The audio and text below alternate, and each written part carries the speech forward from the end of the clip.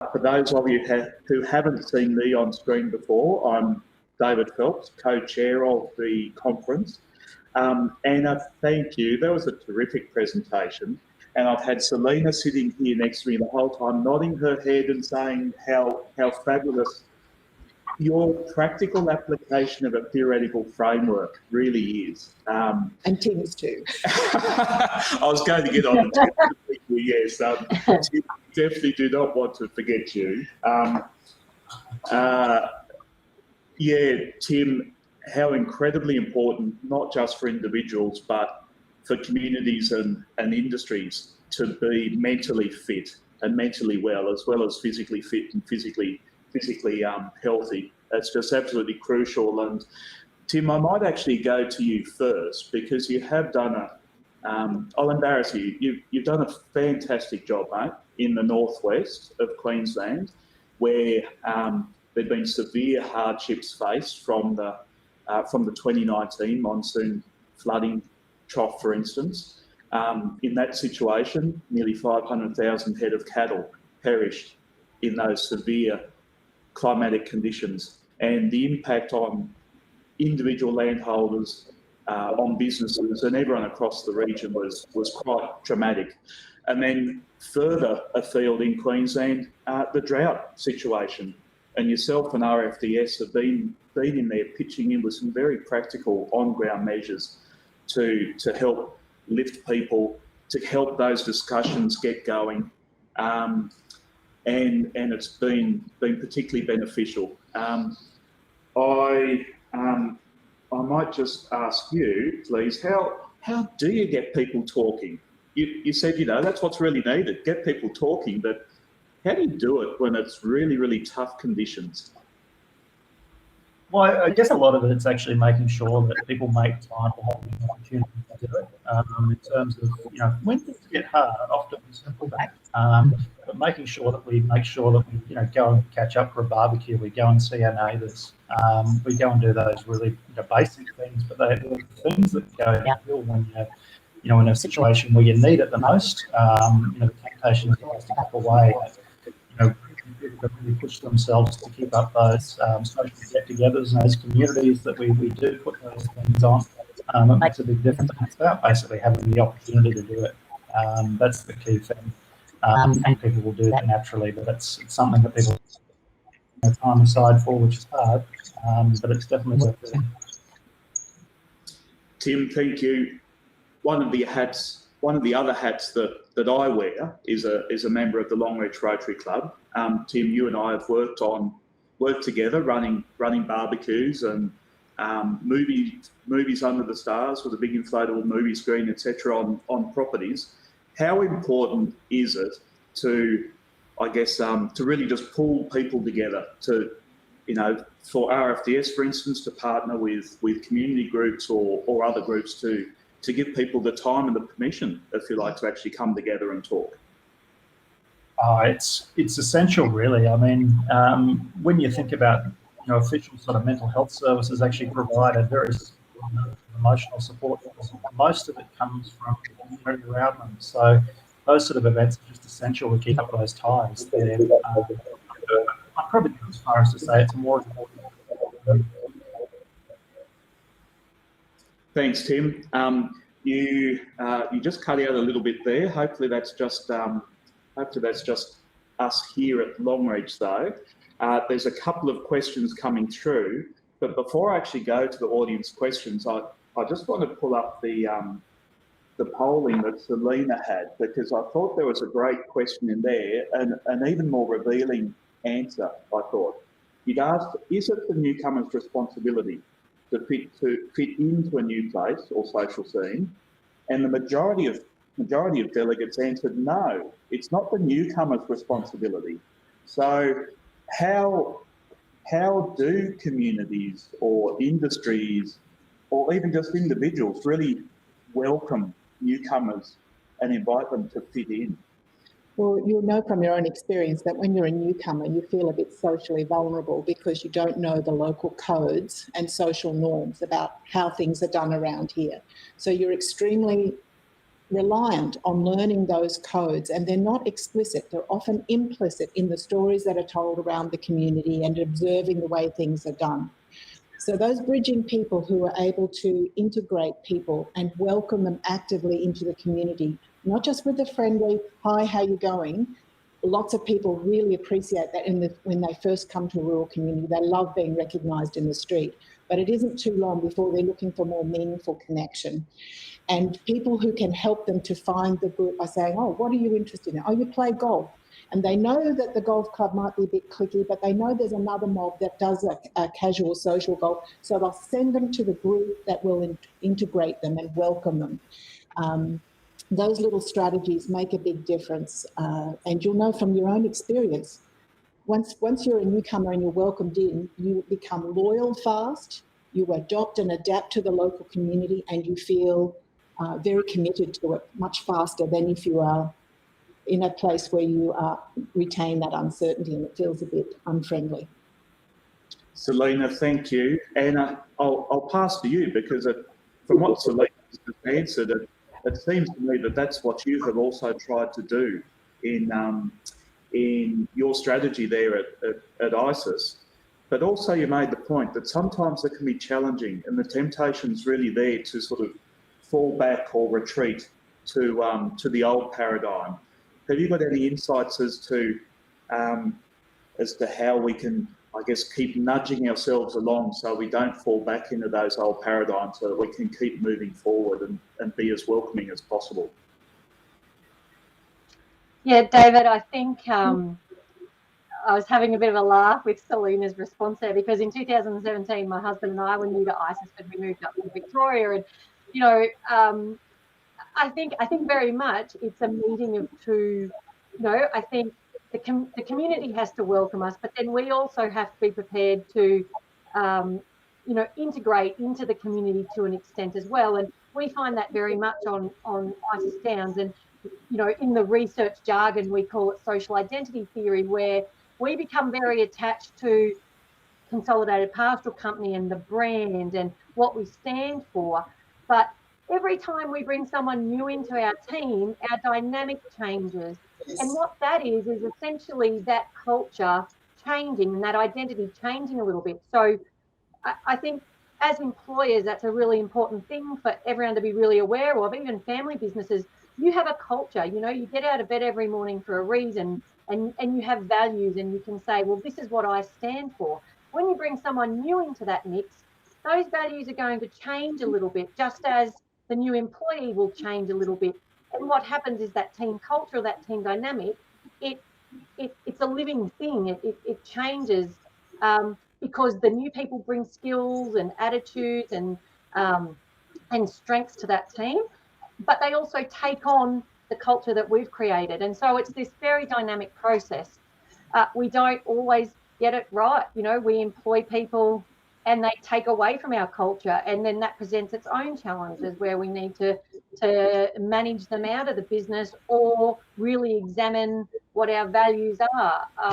So it's a really interesting dynamic, and I get a little bit nervous every time we employ people, and especially when we employ more than one or two people, because that dynamic shifts so much, and you have to sort of sit back and just watch how everybody gets on and what they're contributing to the team, and then we grow a little bit together. Anna, thank you. I think that's an amazing insight, that for us to really understand how identity and value systems are so intrinsically interwoven and how important they are to us as people, the way we perceive the world. I'll go to some of the audience questions because otherwise I'll rabbit on all day and ask my own questions, and that won't be fair on the audience. So we have a question here from Megan. She says, Anna, great presentation. She's interested to hear if your approach has been met by other pastoral corporates with interest to evolve in a similar way, or maybe they're more derisive of your approach. What has your experience been in talking to perhaps not just other corporates, but grazing industry in general? Look, I think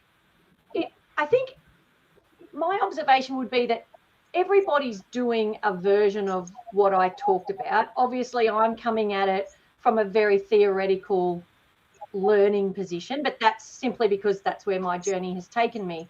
I think the reality is that if you don't do some version of those changes, or if you don't make any changes to how you manage your younger staff, you simply don't have staff, or you can't keep staff at the moment. So I actually think everybody's doing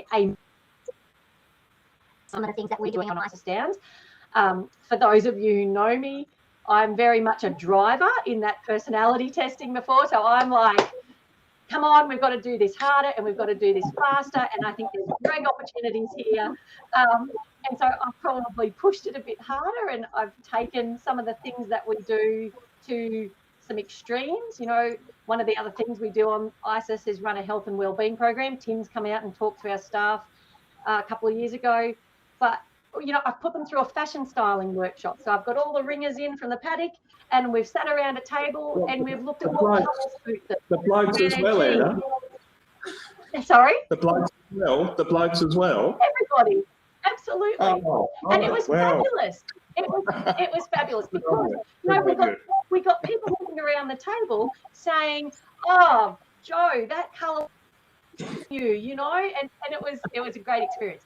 So look, I think there's a massive growth in the industry to really get out onto stations and on family places and talk about this sort of stuff, and really make people more overtly aware of the differences between the generations and how personality types work, because I think it all helps for our sustainability of our industry. Anna, thank you. I'm just picturing Tim there on screen, sitting at that fashion sort of working event with perhaps nice little plaits in the beard and the like. And I'm using it as a clumsy segue because there's a question here from Andrew for you, but on a very serious topic. Andrew says, mental health risks seem to be greatest during extended droughts. How does the Royal Flying Doctor Service approach their support in these high stress times? Yeah, well, I suppose we've got sort of multi-pronged, and I mean, it depends a little bit where you are. So for Outback Mental Health, I guess we do a few different things. I mean, one of the things, particularly when you're looking at people off properties, is that they're one of the lowest, like it's a group that actually has very low uptake of mental health services generally. So one of the things we will do things with DAF, for example, go on do some of those field days, and that makes a big difference.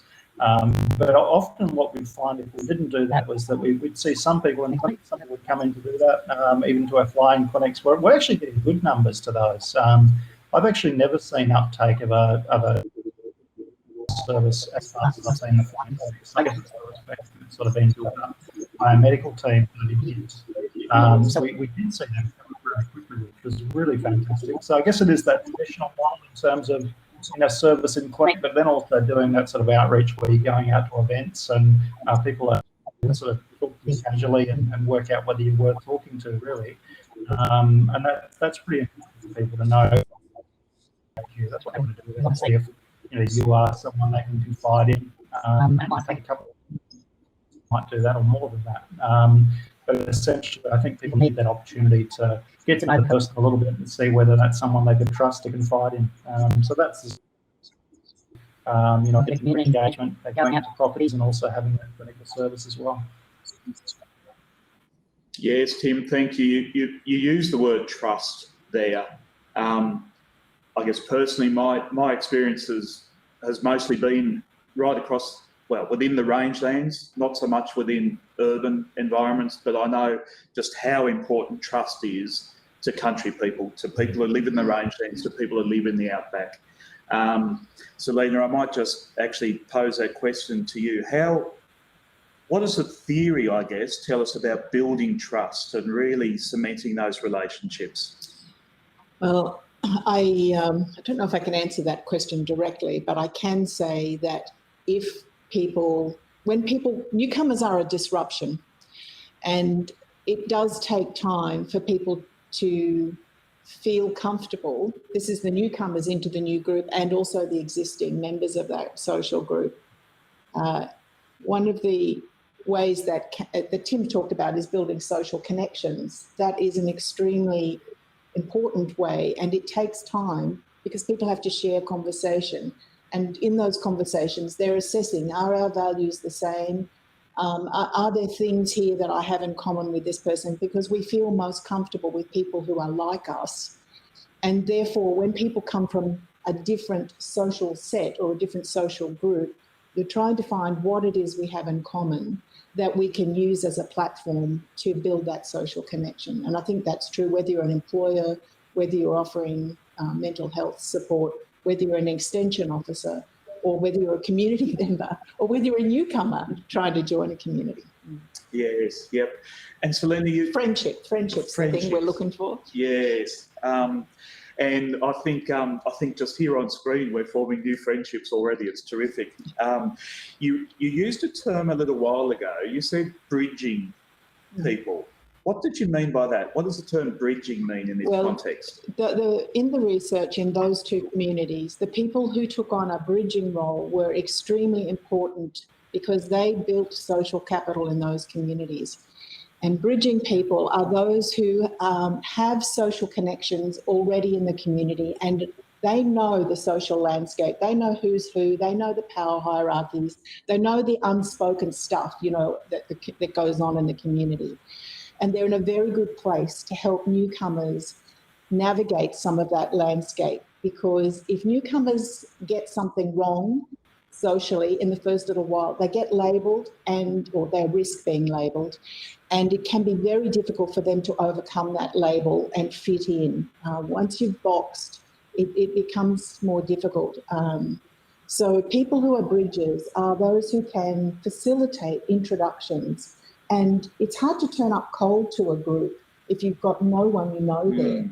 Yes. So people try and get around that by going to things that they're familiar with, social groups that have codes of behaviour they know, the church, the football club, Rotary, CWA, because they know how stuff is done in those places, and they're looking for that interface where they can, learn how to fit in, basically. Thank you. Thanks, Seleena. We have about 2 minutes left. And I'd like to ask you a quick question, and then there's a great question there for Tim that I'd like to finish on. And as Seleena's just talked about the importance of bridging, when you moved to Outback Queensland, did you find those bridging people, or did you have to feel your own way?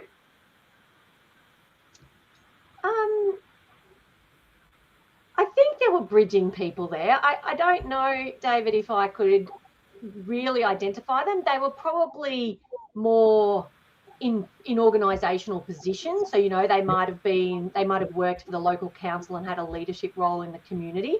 I do know my own experience. I went to the first Progress Association in Isisford. I think we'd lived here maybe 2 months, and I walked out of the meeting as secretary because I think they just went, here's a new person. He's a new person.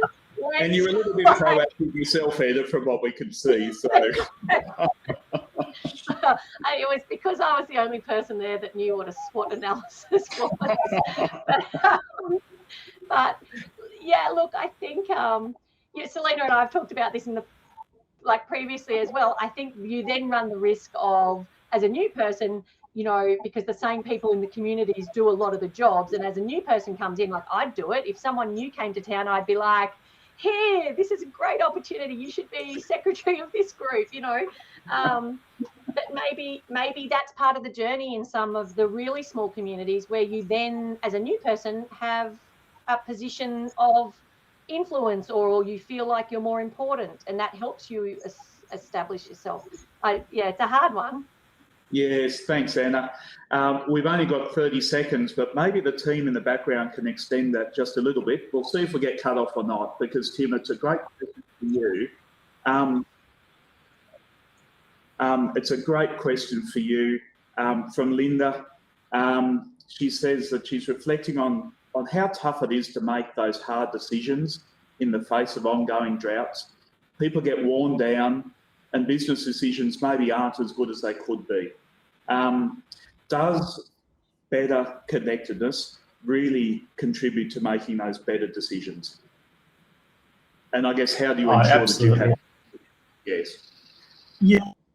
Well, that's a big question in terms of how do you do it. I mean, there's a lot of challenges there, and depending on the personalities you've got within a group, you might need to approach that quite differently, really. There's not one way of doing it, but quality relationships between staff, for example, make a huge difference. There's tension in teams, communication goes downhill. Even it's not just decisions; it's the whole operation really slows down. But the more people are able to the relationship, absolutely, even the information that goes into that decision process is of such a higher quality. And if you're in that position where you can talk sort of openly and honestly with each other, you will make the more minds you've got working on something, the better you go. In terms of the worn down situation, look, that's absolutely happens. There's no question, and I think that'll happen in the context of drought and other real challenges that people will face. Our decisions get less. It's definitely a thing that will happen. And I mean, there's things that we can do to protect ourselves to some degree from that, not entirely.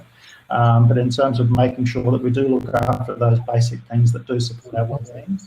So when we're feeling worn down, we actually put specific emphasis on making sure we go down that path, even though there's a huge amount of pressure on it, and it feels like we just need to deal with that particular thing that's going to be there the whole time it's ever present. But really focusing on making sure you're taking time out, making sure that you're taking time to socialise, making sure that you're looking after your health. I mean, those are some of the things that really reduce the impact of that. It's not going to take it away, but it certainly can improve our ability to cope with that and make better decisions as a result. It will have an impact without question. Tim, thank you so much for that answer.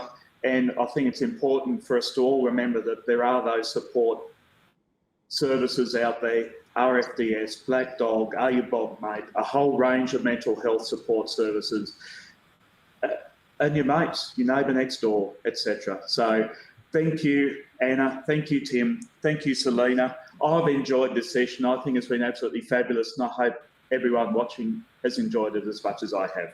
Thank you and goodbye.